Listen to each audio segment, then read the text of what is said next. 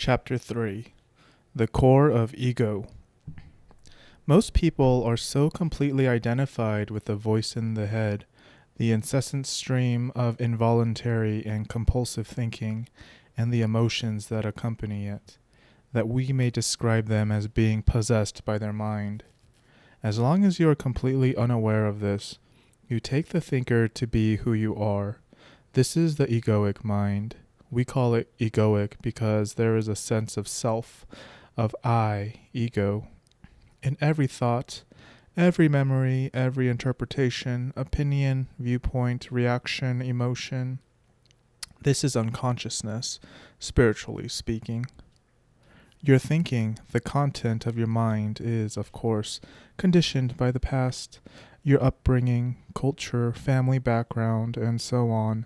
The central core of all your mind activity consists of certain repetitive and persistent thoughts, emotions, and reactive patterns that you identify with most strongly.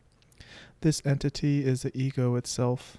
In most cases, when you say I, it is the ego speaking, not you, as we have seen. It consists of thought and emotion, of a bundle of memories you identify with as me and my story, of habitual roles you play without knowing it, of collective identifications such as nationality, religion, race, social class, or political allegiance.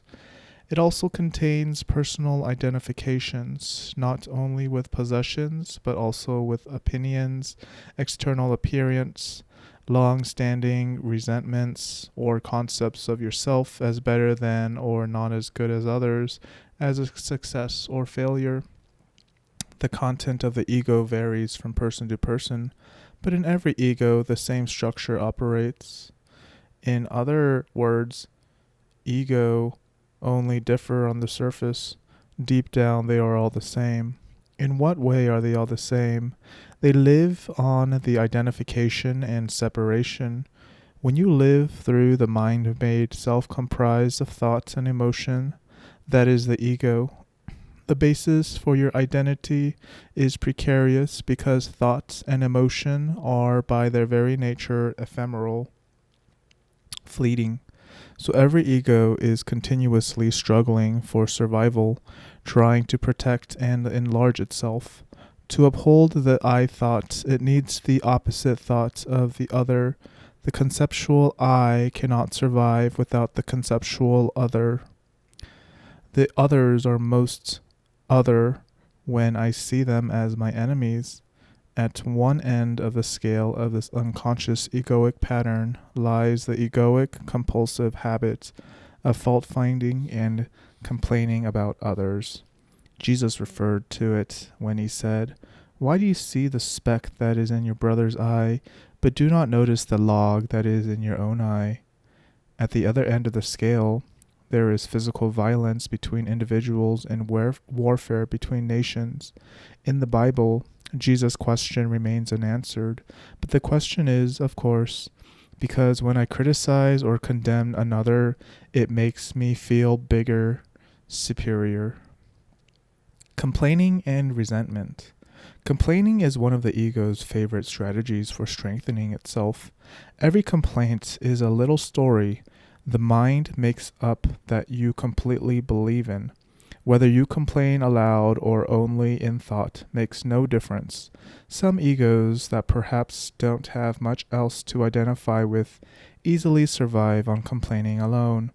When you are in the grip of such an ego, complaining, especially about other people, is habitual and, of course, unconscious, which means you don't know what you are doing. Applying negative mental labels to people, either to the face or more commonly when you speak about them to others, or even just think about them, is often part of this pattern. Name-calling is a crudest form of such labeling, and of the ego's need to be right and triumph over others. Jerk, bastard, bitch, all definitive pronouncements that you can't argue with. On the next level down on the scale of unconsciousness, you have shouting and screaming, and not much below that, physical violence. Resentment is the emotion that goes with complaining and the mental labeling of people and adds even more energy to the ego. Resentment means to feel bitter, indignant, aggrieved, or offended. You resent other people's greed, their dishonesty, their lack of integrity, what they are doing, what they did in the past, what they said, what they failed to do, what they should or shouldn't have done. The ego loves it. Instead of overlooking unconsciousness in others, you make it into their identity. Who is doing that? The unconsciousness in you, the ego, sometimes the fault that you perceive in another isn't even there. It is a total misinterpretation, a projection by the mind conditioned to see enemies and to make itself right or superior. At other times, the fault may be there, but by focusing on it, sometimes to the exclusion of everything else, you amplify it. And what you react to in another, you strengthen in yourself.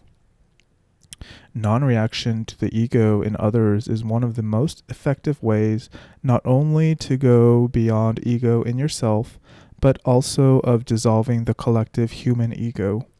But you can only be in a state of non-reaction if you can recognize someone's behavior as coming from the ego, as being an expression of the collective human dysfunction. When you realize it's not personal, there is no longer a compulsion to react as if it were. By not reacting to the ego, you will often be able to bring out the sanity in others, which is the unconditioned consciousness as opposed to the conditioned.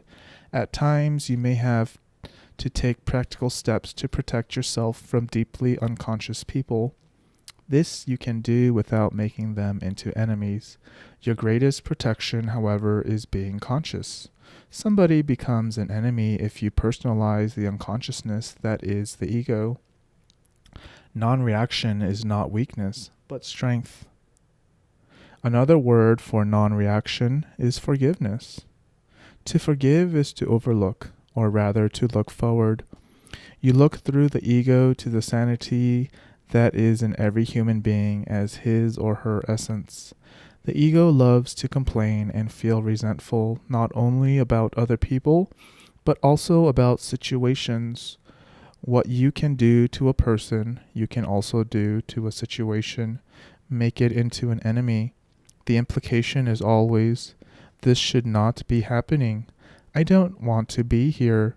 I don't want to be doing this. I'm being treated unfairly, and the ego's greatest enemy of all is, of course, the present moment, which is to say, life itself. Complaining is not to be confused with informing someone of a mistake or deficiency so that it can be put right. And to refrain from complaining doesn't necessarily mean putting up with bad quality or behavior. There is no ego in telling the waiter that your soup is cold and needs to be heated up. If you stick to the facts, which are always neutral, how dare you serve me cold soup? That's complaining. There is a me here that involves, that loves to feel personally offended by the cold soup and is going to make the most of it. A me that enjoys making someone wrong. The complaining we are talking about is in the service of the ego, not of change. Sometimes it becomes obvious that the ego doesn't really want change so that it can go on complaining. See if you can catch, that is to say, notice the voice in the head, perhaps in the very moment it complains about something, and recognize it for what it is, the voice of the ego, no more than a conditioned mind pattern, a thought. Whenever you notice that voice, you will also realize that you are not the voice, but the one who is aware of it. In fact, you are the awareness that is aware of the voice. In the background, there is the awareness. In the foreground, there is the voice, the thinker. In this way, you are becoming free of the ego, free of the unobserved mind. The moment you become aware of the ego in you, It is strictly speaking no longer the ego, but just an old conditioned mind pattern. Ego implies unawareness. Awareness and ego cannot coexist. The old mind pattern of mental habit may still survive and reoccur for a while because it has the momentum of thousands of years of collective human consciousness behind it, but every time it is recognized, it is weakened. Reactivity and grievances. Whereas resentment is often the emotion that goes with complaining, it may also be accompanied by a stronger emotion such as anger or some other form of upset. In this way, it becomes highly charged energetically. Complaining then turns into reactivity, another of the ego's way of strengthening itself. There are many people who are always waiting for the next thing to react against, to feel annoyed or disturbed about, and it never takes long before they find it. This is an outrage, they say. How dare you? I resent this. They are addicted to upset and anger as others are to a drug. Through reacting against this, or that they assert and strengthen their feeling of self. A long-standing resentment is called a grievance. To carry a grievance is to be in a permanent state of against, and that is why grievances constitute a significant part of many people's ego. Collective grievances can survive for centuries in the psyche of a nation or tribe and fuel a never-ending cycle of violence.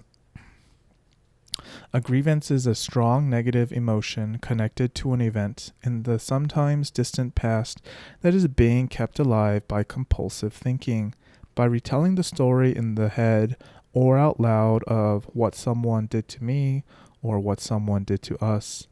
A grievance will also contaminate other areas of your life. For example, while you think about and feel your grievance, its negative emotional energy can distort your perception of an event that is happening in the present or influence the way in which you speak or behave toward someone in the present. One strong grievance is enough to contaminate large areas of your life and keep you in the grip of the ego. It requires honesty to see whether you still harbor grievances, whether there is someone in your life you have not completely forgiven, an enemy. If you do, become aware of the grievance both on the level of thought as well as emotion. That is to say, be aware of the thought that keep it alive and feel the emotion that is in the body's response to those thoughts. Don't try to let go of the grievance. Trying to let go, to forgive, does not work.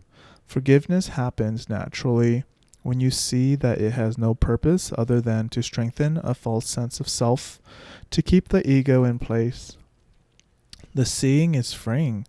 Jesus' teaching to forgive your enemies is essentially about the undoing of one of the main egoic structures in the human mind. The past has no power to stop you from being present now. Only your grievance about the past can do that. And what is a grievance? The baggage of old thought and emotion. Being right, making wrong. Complaining as well as fault-finding and reactivity strengthen the ego's sense of boundary and separateness of which its survival depends. But they are also strengthen the ego in another way by giving it a feeling of superiority in which it thrives.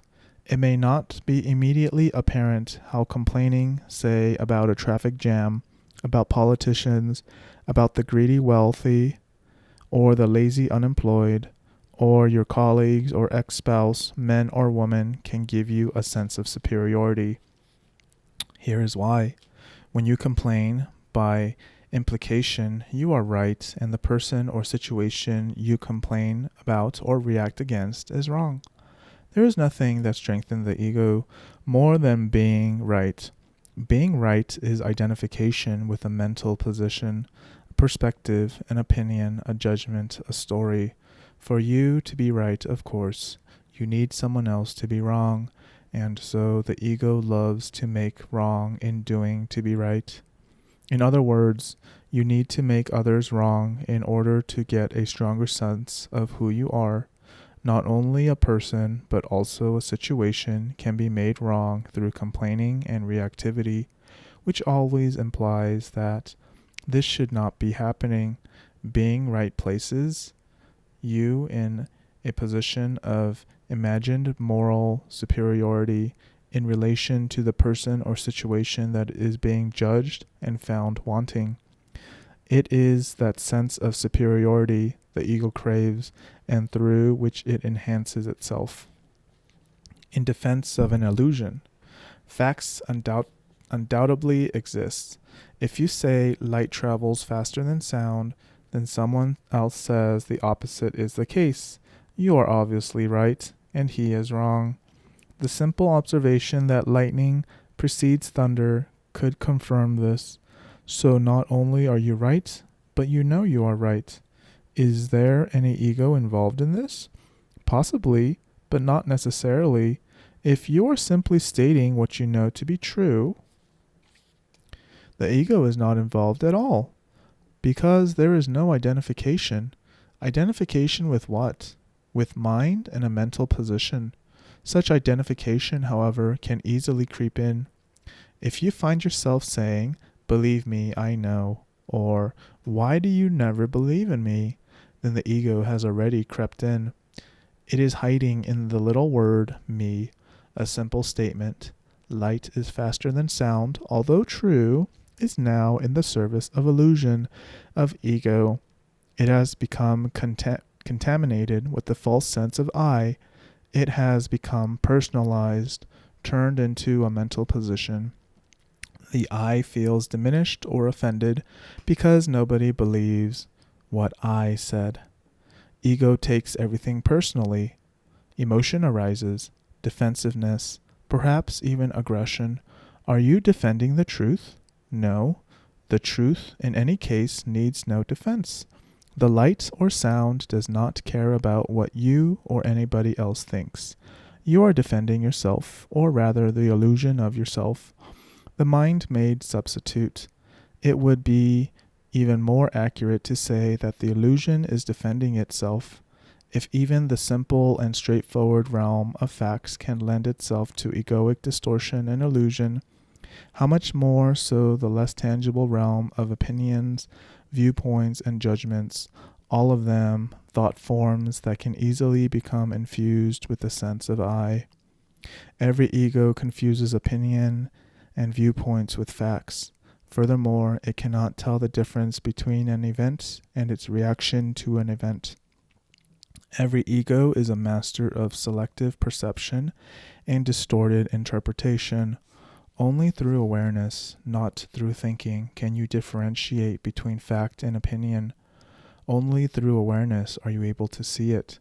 There is the situation here, and here is the anger I feel about, and then realize there are other ways of approaching the situation, other ways of saying it and dealing with it.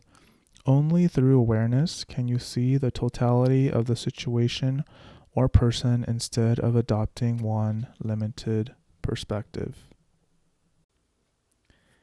The truth, relative or absolute. Beyond the realm of simple and verifiable facts, the certainty that I am right and you are wrong is a dangerous thing in personal relationships, as well as in interactions between nations, tribes, religions, and so on.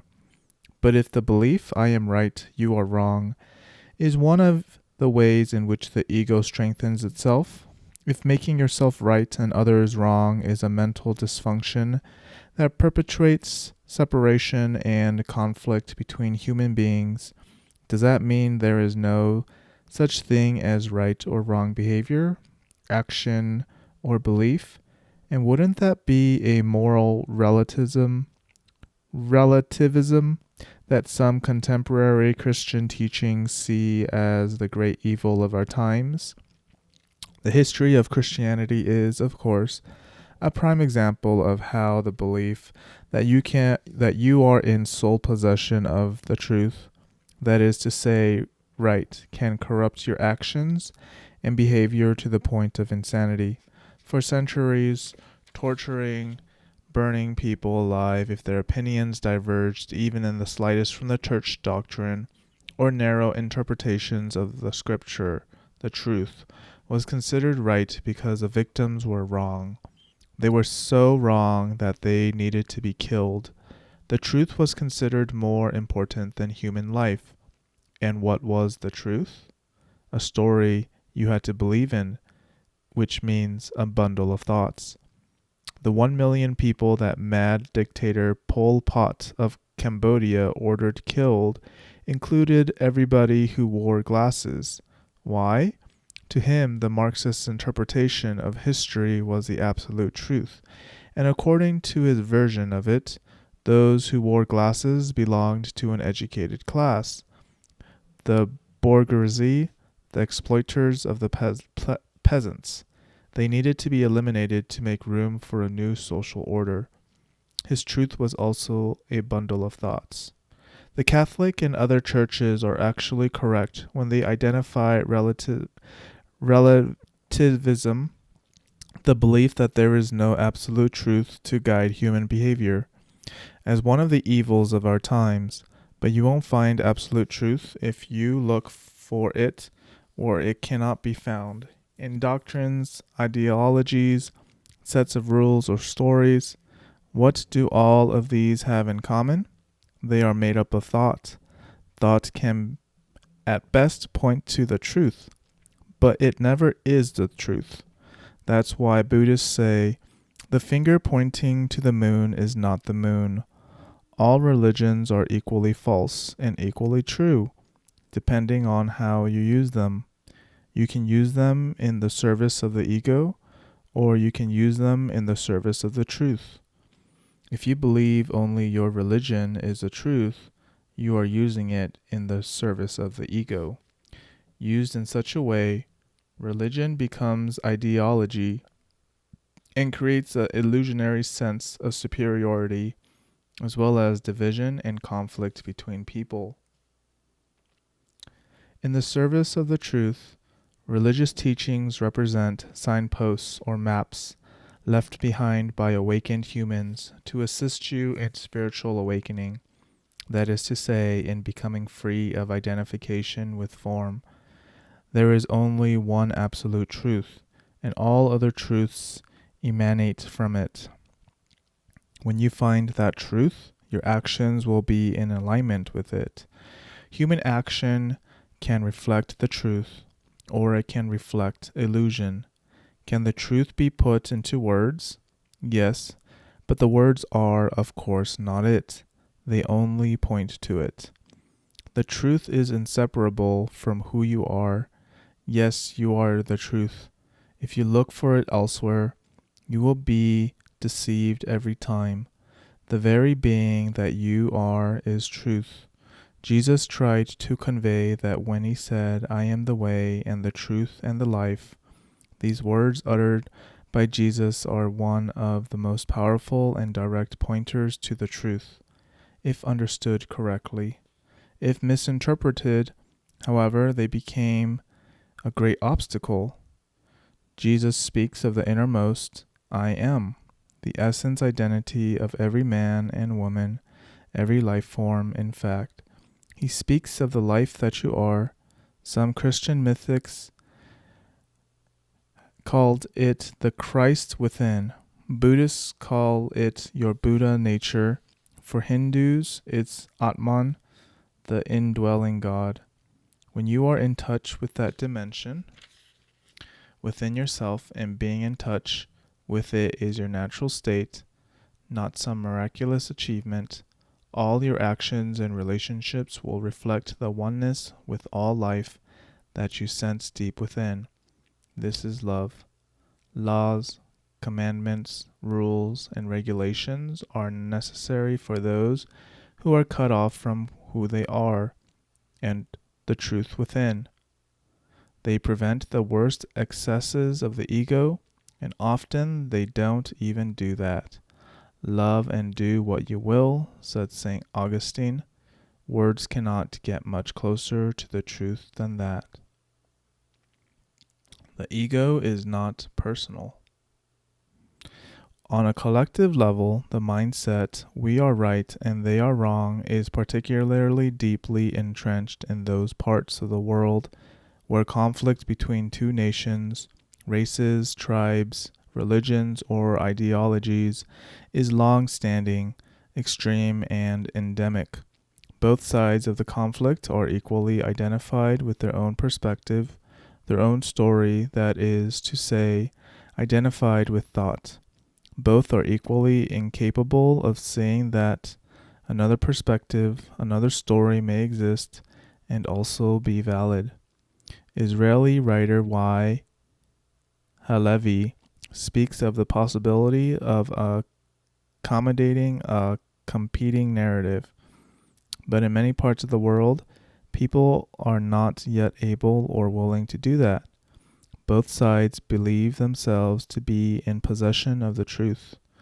Both regard themselves as victims and the other as evil, and because they have conceptualized and thereby dehumanized the other as the enemy, they can kill and inflict all kinds of violence on the other, even on children, without feeling their humanity and suffering. They become trapped in an insane spiral of perpetration and retribution, action and reaction. Here it becomes obvious that the human ego, in its collective aspects as us against them, is even more insane than the me, the individual ego.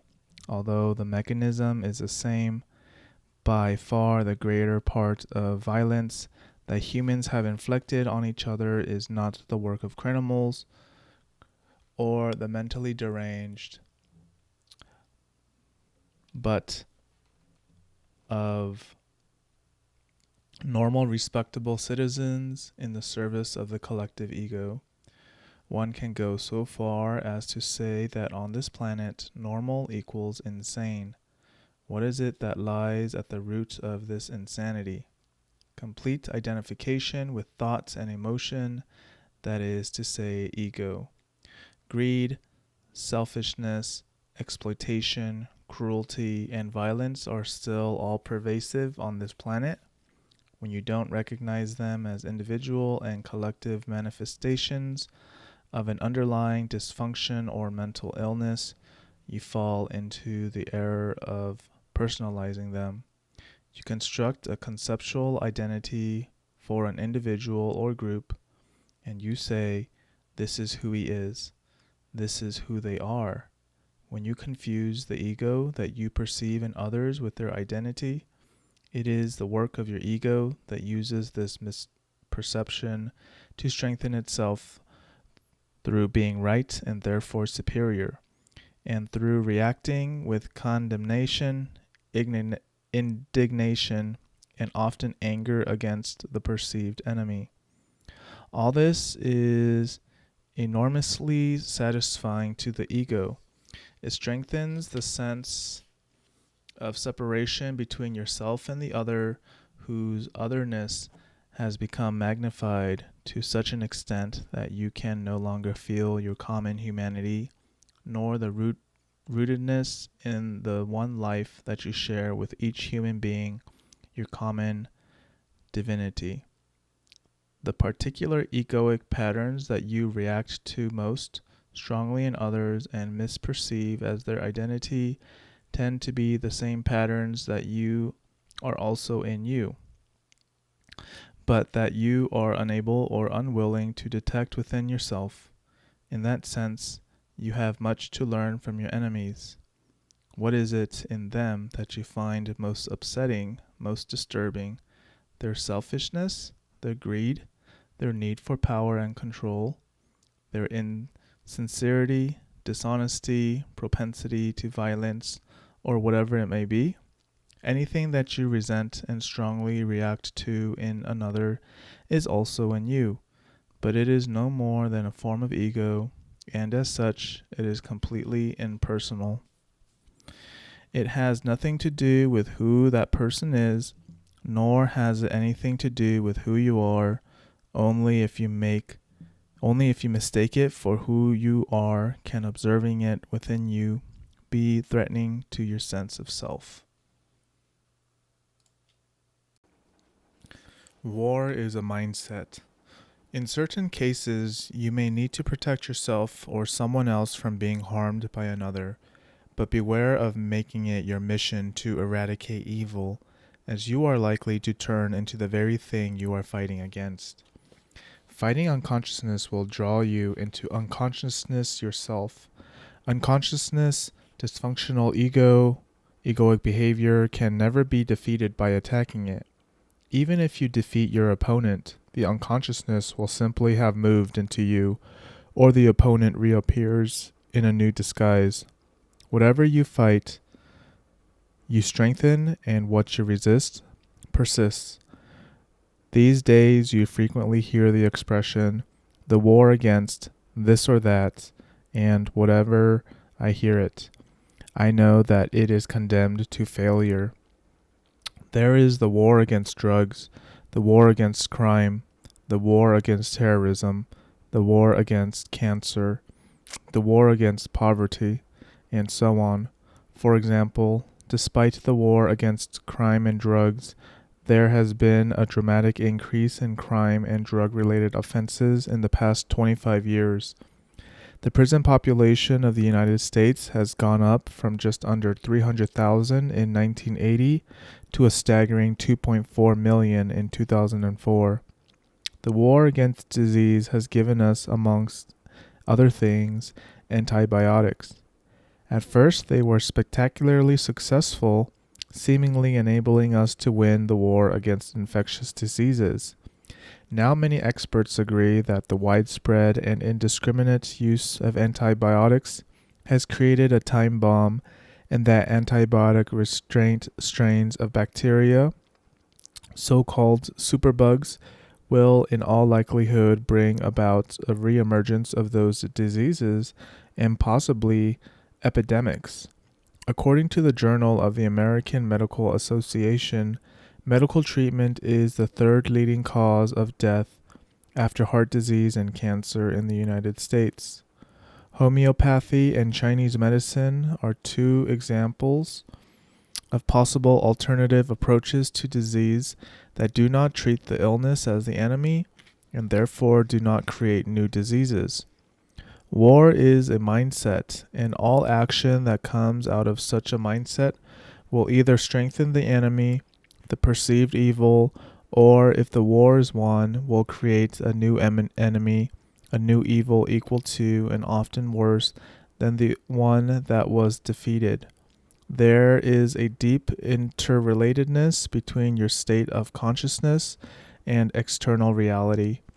When you are in the grip of a mindset such as war, your perceptions become extremely selective as well as distorted.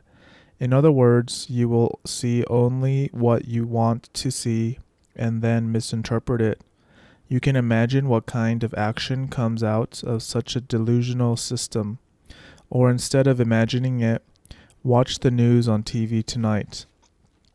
Recognize the ego for what it is, a collective dysfunction, the insanity of the human mind. When you recognize it for what it is, you no longer misperceive it as somebody's identity. Once you see the ego for what it is, it becomes much easier to remain non-reactive toward it. You don't take it personally anymore. There is no complaining, blaming, accusing, or making wrong. Nobody is wrong. It is the ego in someone, that's all. Compassion arises when you recognize that all are suffering from the same sickness of the mind, some more acutely than others. You do not feel the drama anymore that is part of the egoic relationships. What is its fuel? Reactivity. The ego thrives on it. Do you want peace or drama? You want peace. There is no one who does not want peace. Yet there is something else in you that wants the drama, wants the conflict. You may not be able to feel it at this moment. You may have to wait for a situation or even just a thought that triggers a reaction in you. Someone accusing you of this or that, not acknowledging you, encroaching on your territory, questioning the way you do things, an argument about money, can you then feel the enormous surge of force moving through you, the fear perhaps being masked by anger or hostility? Can you hear your own voice becoming harsh or shrill, or louder and a few octaves lower? Can you be aware of your mind racing to defend its position, justify attack, blame? In other words, can you awaken at that moment of unconsciousness? Can you feel that there is something in you that is at war, something that feels threatened and wants to survive at all costs, that needs the drama in order to assert its identity as a victorious character within the theatrical production? Can you feel there is something in you that would rather be right than at peace? Beyond ego, your true identity. When the ego is at war, know that there is no more than an illusion that is fighting to survive. That illusion thinks it is you. It is not easy at first to be there as a witnessing presence, especially when the ego is in survival mode or some emotional pattern from the past has become activated. But once you have a taste of it, you will grow in presence power, and the ego will lose its grip on you. And so a power comes into your life that is far greater than the ego, greater than the mind. All that is required to become free of the ego is to be aware of it, since awareness and ego are incompatible. Awareness is a power that is concealed within the present moment. That is why we may also call it presence. The ultimate purpose of human existence, which is to say your purpose, is to bring that power into this world. And this is also why becoming free of the ego cannot be made into a goal to be attained at some point in the future. Only presence can free you of the ego, and you can only be present now, not yesterday or tomorrow. Only presence can undo the past in you and thus transform your state of consciousness. What is spiritual realization? The belief that you are spirit? No, that's a thought. A little closer to the truth than the thought that believes you are who your birth certificate says you are, but still a thought. Spiritual realization is to see clearly what I perceive, experience, think, or feel is ultimately not who I am, that I cannot find myself in all those things that continuously pass away. The Buddha was probably the first human being to see this clearly, and so anatta, no self, became one of the central points of his teachings. And when Jesus said, "Deny thyself," what he meant was negate and thus undo the illusion of the self. If the self, ego, were truly who I am, it wouldn't be absurd to deny it.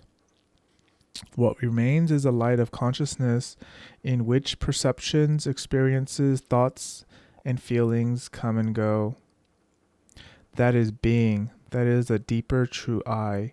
When I know myself as that, whatever happens in my life is no longer of absolute but only of relative importance. I honor it, but it loses its absolute seriousness, its heaviness. The only thing that ultimately matters is this: can I sense my essential beingness, the I am, in the background of my life at all times? To be more accurate, can I sense the I am that I am at this moment? Can I sense my essential identity as consciousness itself? Or am I losing myself in what happens, losing myself in the mind, in the world? All structures are unstable.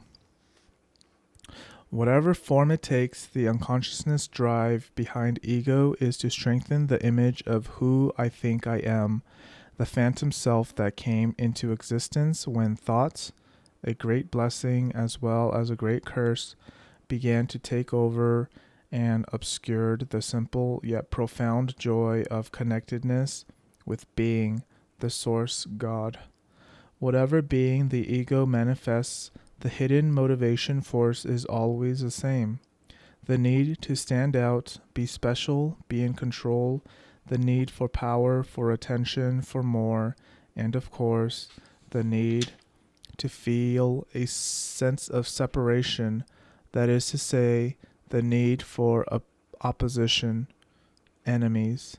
The ego always wants something from other people or situations.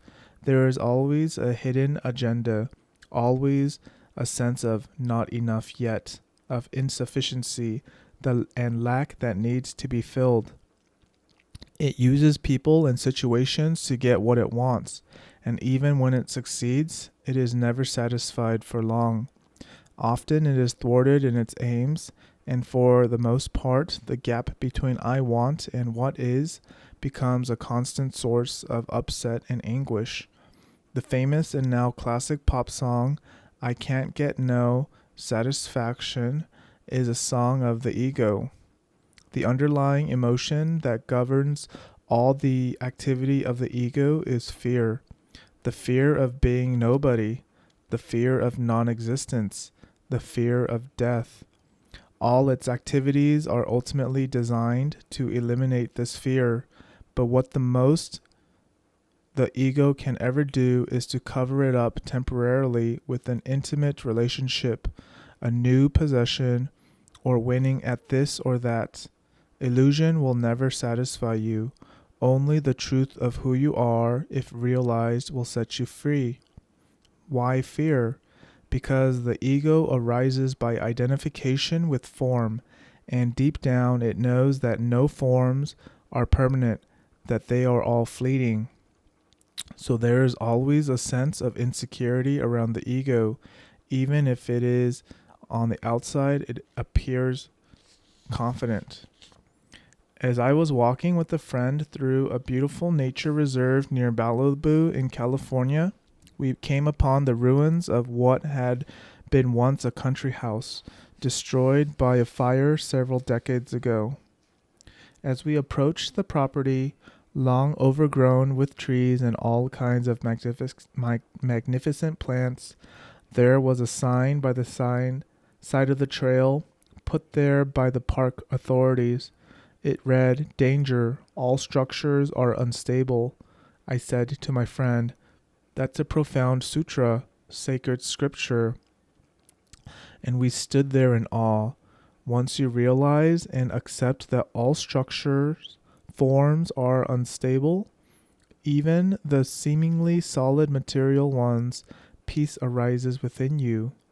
This is because the recognition of the impermanence of all forms awaken you to the dimension of the formless within yourself, that which is beyond death.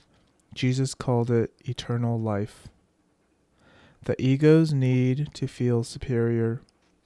There are many subtle but easily overlooked forms of ego that you may observe in other people and, more important, in yourself. Remember, the moment you become aware of the ego in yourself, that emerging awareness is who you are beyond ego, the deeper I. The recognition of the false is already the arising of the real. For example, you are about to tell someone the news of what happened. Guess what? You don't know yet?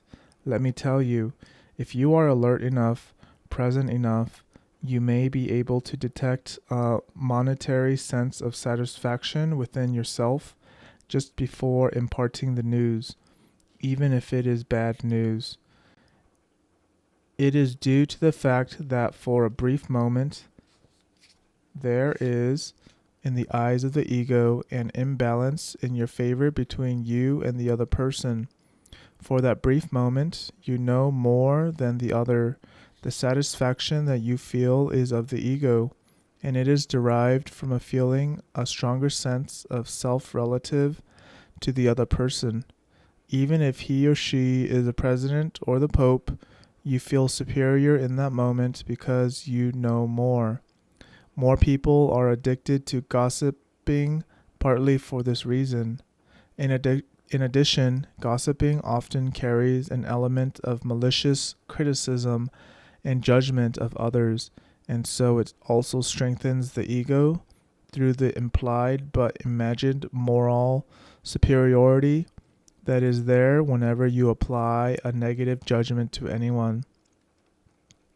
If someone has more, knows more, or can do more than I, the ego feels threatened because the feeling of less diminishes its imaged sense of self relative to the other. It may then try to restore itself by somehow diminishing, criticizing, or belittling the value of the other person's possessions, knowledge, or abilities.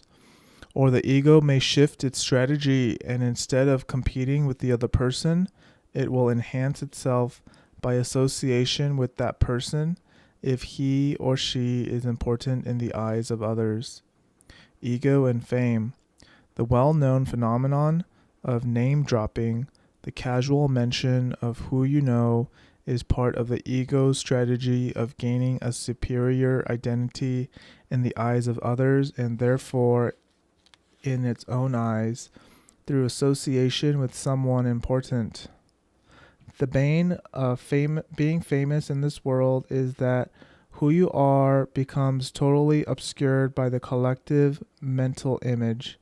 Most people you meet want to enhance their identity, the mental image of who they are, through association with you. They themselves may not know that they are not interested in you at all, but only in strengthening their ultimately fictitious sense of self. They believe that through you they can be more. They are looking to complete themselves through you, or rather through the mental image they have of you as a famous person, a larger than life collective conceptual identity. The absurd overvaluation of fame is just one of the many manifestations of egoic madness in our world.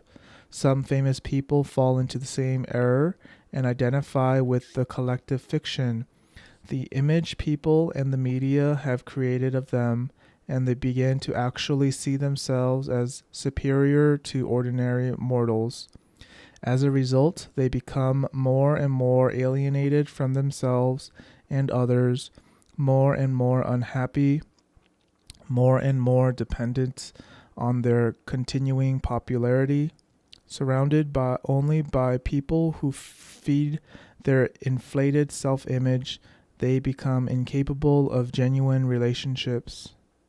Albert Einstein, who was admired as almost superhuman and whose fate it was to become one of the most famous people on the planet, never identified with the image the collective mind had created of him.